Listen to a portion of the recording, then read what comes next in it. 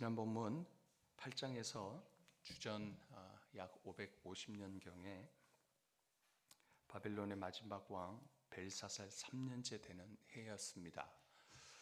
다니엘은 순양과 순염소의 환상을 이렇게 보게 되어집니다. 이 각각 이 염소들에게 뿔들이 있었습니다.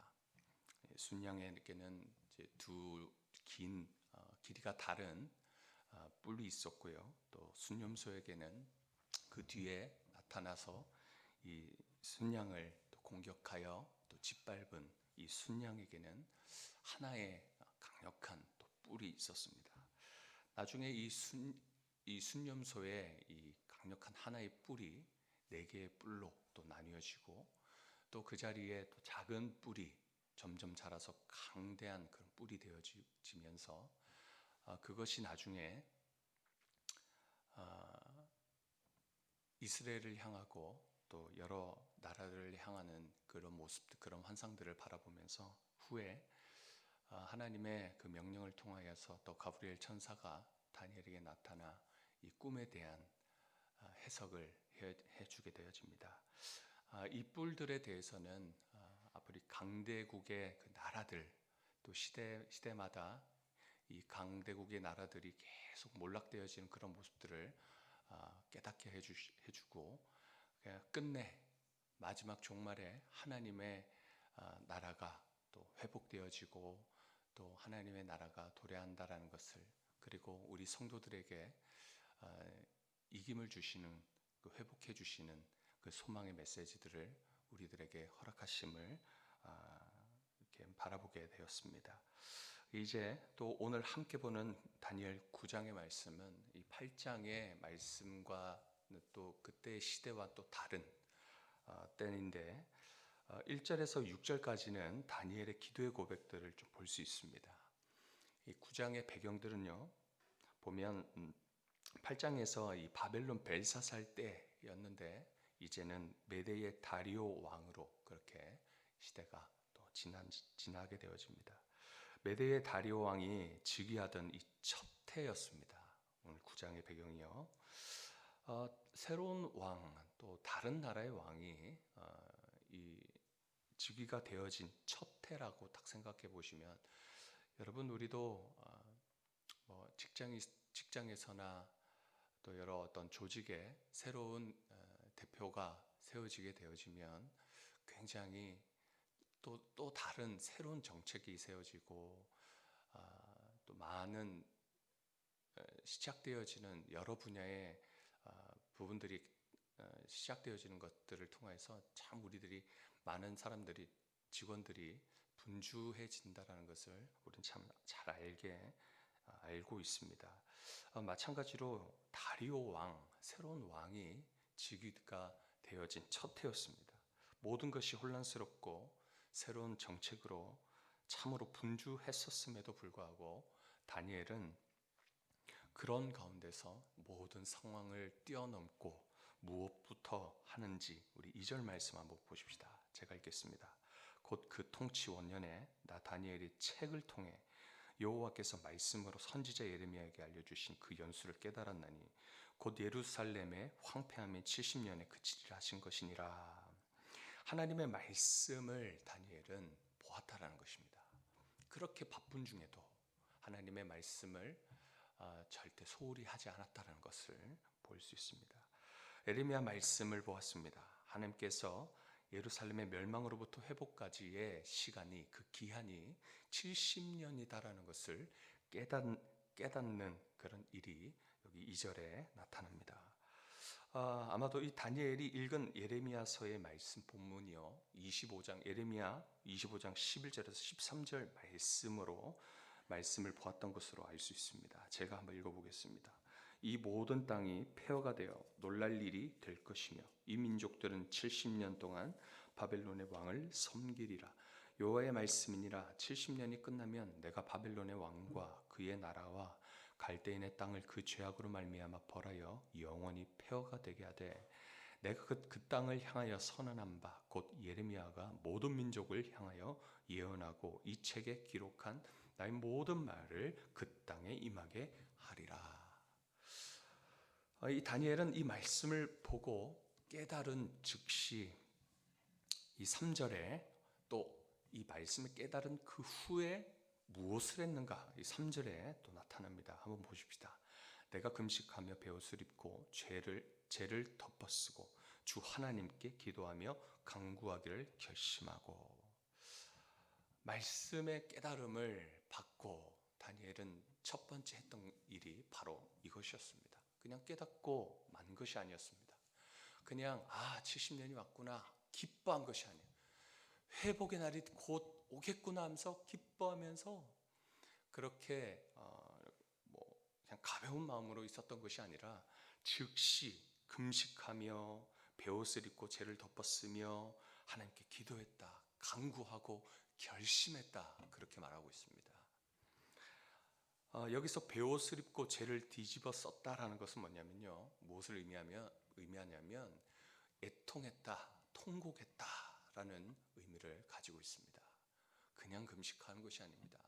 그냥 죄만 덮어쓰는 그런 형식적인 모습이 아니라 애통하며 그리고 통곡하며 하나님 앞에 금식하며 기도했다라는 것입니다. 다니엘이 이 말씀을 본 후 깨닫고 애통하며 금식하는 이 기도를 드렸다는 것은 하나님을 그만큼 경외하였다라는 것이고, 그리고 이 모든 역사와 모든 것이 하나님의 손에 달려있음을 인정하는 믿음의 행위가 그에게 있었다라는 것을 볼 수 있습니다. 우리도 이렇게 하길 소망합니다. 기도하기 전에 우리가 먼저 무엇을 해야 되겠습니까? 말씀 없이 기도하는 것이 아니라는 것입니다. 말씀이 먼저 앞서고 그 다음 기도가 뒤따라야 된다는 것입니다. 말씀이 우선되어져서 깨닫는 대로 기도로 결단과 믿음의 행위로 나아가는 그런 저와 여러분이 되길 소망합니다. 4절에서 15절입니다. 이 민족의 죄악에 대해서 고백하고 있는 다니엘의 고백이 있는 이 본문의 말씀입니다. 4절에 다니엘은 하나님을 부릅니다. 어떤 하나님입니까? 한번 보십시다. 기도의 첫머리였습니다. 이 4절 보면 내 하나님 여호와께 기도하며 자복하여 이르기를 크시고 두려워할 주 하나님, 주를 사랑하고 주의 계명을 지키는 자를 위하여 언약을 지키시고 그에게 인자를 베푸시는 이시여 라고 하면서 하나님을 부르고 있는 다니엘의 이 고백을 볼 수 있습니다. 하나님의 성품을, 그리고 하나님의 이 사랑과 공의와 신실하심, 그 하나님을 붙들며 기도를 시작하고 있는 다니엘입니다. 이것이 능력 있는 기도의 시작의 고백인 것입니다. 하나님께 듣기 좋은 소리를 하려는 그런 의도가 아니라 다니엘의 그 마음 중심에 있는 이 믿음의 고백으로 하는 하나님을 부름의 이 고백은 더욱 이 이후에 기도할 이 기도의 능력이 있고 영향력이 있는 그런 기도로 나아갈 수 있게 하는 것입니다. 그 후 다니엘은 민족의 죄악을 낱낱이 고백하는 모습을 볼 수 있습니다. 5절에서 19절까지 보면 이 기도를 통해 이 기도의 내용들을 그냥 눈으로 싹 한번 훑어보십시다. 제일 많이 반복되어지는 단어가 하나 있습니다. 어떤 것이 여러분의 눈에 쏙 들어오십니까? 바로 우리라는 단어입니다. 어떤 대목에서는 다니엘은 저의 죄를 이렇게 단수로 얘기하고 있지만, 이렇게 복수로 우리의 죄를, 공동체에 대해서 그렇게 회개하고 간구하는 그런 내용을 볼 수 있습니다. 이처럼 다니엘은 이스라엘의 공동체의 연약함을 위해서 하나님의 말씀을 보고 깨달아 그렇게 회개하기 시작했는데, 자기의 죄뿐만 아니라 말씀을 보고 깨달으니 공동체의 죄까지도 보게 하시는 것이었습니다. 그래서 이 공동체의 연약함을 위해서 기도하면서, 사실 다니엘의 죄악도 아니었어요. 다니엘이 지은 죄도 아니었어요. 또 아주 과거에 동떨어진 이 조상 이스라엘들의 죄악을 회개하고 긍휼을 구하고 있는 이 다니엘의 모습을 우리가 보고 있습니다. 그리고 5절을 한번 보십시다. 우리는 이미 범죄하여 패역하며 행악하며 반역하여 주의 법도와 규례를 떠나싸우며 라고 이 이스라엘의 죄악된 모습, 이 패역하고 불순종하여 거역된 모습을 고백하고 있습니다. 우리의 기도가 단순히 하나님께 무엇을 달라고 요구하는 그렇게 구하는 것을 이제는 좀 뛰어넘어서 우리가 매일 새벽에 말씀을 이렇게 듣잖아요. 이 말씀의 깨달음을 가지고 지금 나의 처한 이 개인적인 사적인 우리 욕심을 채우기 위한 그런 기도보다는 이제는 우리가 깨닫게 해주신 하나님의 말씀대로 이 민족을 위해서 그리고 내 사랑하는 우리의 가족, 공동체, 우리 교회를 위해서 함께 기도하는 그런 우리가 되어지길 소망합니다.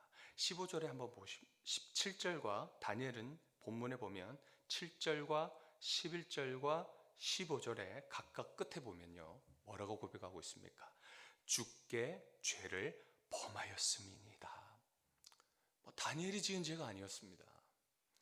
공동체를 생각하게 하시는 하나님의 그 마음을 붙들고 그렇게 주께 죄를 범하였다라고 고백하는 다니엘의 모습입니다. 이 회개가 어디에서부터 비롯되었습니까? 바로 상황과 환경을 뛰어넘어서 다니엘이 늘 하나님의 말씀을 묵상했었고 그 하나님의 말씀으로부터 시작되어진 것입니다. 나라를 회복시켜 주실 하나님의 언약의 말씀을 보고 깨달아서 그 연수가 70년이구나. 보니까 곧 이 바벨론이 망하게 생겼구나. 이제 우리에게는 예루살렘의 회복이 올 것이구나 하면서 기뻐한 것뿐만 아니라 오히려 자복하고 회개하며 새로운 시대를 맞을 준비를 먼저 하고 있었다는 것을 우리가 볼 수 있습니다. 새로운 날들을 바라보면서 변화될 날들을 기대하면서 먼저 지금 현재 내가 여기서 무엇을 해야 될까? 회개와 자복하는 것이었습니다. 다니엘은 이것을 알고 있었습니다. 그것이 없으면 그냥 다시 또 하나님께서는 예루살렘을 이스라엘을 멸망의 자리로 돌이키실 것이 뻔하기 때문에 제약된 일들 통하여서 이스라엘 조상들의 범죄를 통하여서 불순종으로 통하여서 지금 이 일을 당하고 있는 것을 다니엘은 알았기 때문에 다시는 돌아가지 않기 위한 새로운 시대를 맞아들이기 위해서 지금 해야 될 회개와 자복함과 기도를 하고 있었다는 것입니다. 9장의 우리 후반 본문을 보면 20절에서 27절입니다. 천사 가브리엘이 다니엘에게 찾아갑니다. 그래서 71회에 대한 말씀을 하는 장면이 바로 이 본문 말씀입니다. 이 천사 가브리엘은 다니엘에게 언제 임하였는가? 이것도 좀 우리가 주시해서 볼 필요가 있습니다. 20절에 내가 말하여 기도하며 내 죄와 민족의 죄를 자복하고 그리고 예루살렘을 위하여 산이라고 나오잖아요. 예루살렘을 이야기하고 있습니다. 예루살렘을 위하여 하나님께 간구할 때 그리고 저녁 제사를 드릴 때 즈음에 이 천사 가브리엘이 이르렀습니다. 천사 이 가브리엘이 하나님의 명령을 통해서 이전에 다니엘에게 환상을 받을 때마다 이 환상을 깨닫게 해 주었던 것처럼 이번에도 마찬가지로 천사 가브리엘은 다니엘을 깨닫게 하기 위해서 자신의 목적에 대해서 말씀하고 있습니다. 먼저 가브리엘은 이 다니엘이 기도를 시작할 때에 하나님께서 즉각적으로 응답하셨다라는 것을 알리고 있습니다. 하나님께서 이미 이처럼 우리가 어떤 기도를 할 건지를 우리 주님은 이미 아시고 계시다라는 겁니다. 그래서 좋은 것 주시려고 늘 대기 중이신 우리 하나님은 우리가 진정으로 믿음으로 기도하는 때를 기다리고 계시는 분이심을 이 본문을 통해서 발견할 수 있습니다. 그리고 하나님께서 천사 가브리엘을 통해서 70일의 기한에 대해 말씀하고 있는데요. 이 70일에 이게 무슨 말일까? 그렇게 의문이 들 수 있을 것 같습니다. 참 학자들도 참 많은 말들을 좀 하고 있는데요. 대략 이렇게 우리는 대략 이것을 70 곱하기 7, 그러니까 70하고 1에 7. 그래서 70의 7배가 이제 이것을 1년으로 다 단위로 1년의 단위로 바라봤을 때 이 연수가 490년이라는 그런 기한이 나타나는 것입니다. 이것은 하나님께서 정하신 온전한 기간이라는 이런 상징적인 기간으로 그렇게 보는 편이 낫습니다.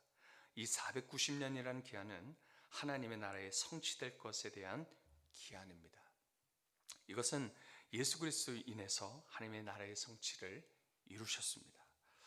마지막 25절에서 27절 말씀, 하나님께서 명하신 날이 이르기 전에 이 490년의 기한이 다하기 전에 25절 끝에 보면은 어떤 동안이 나오죠? 곤란한 동안.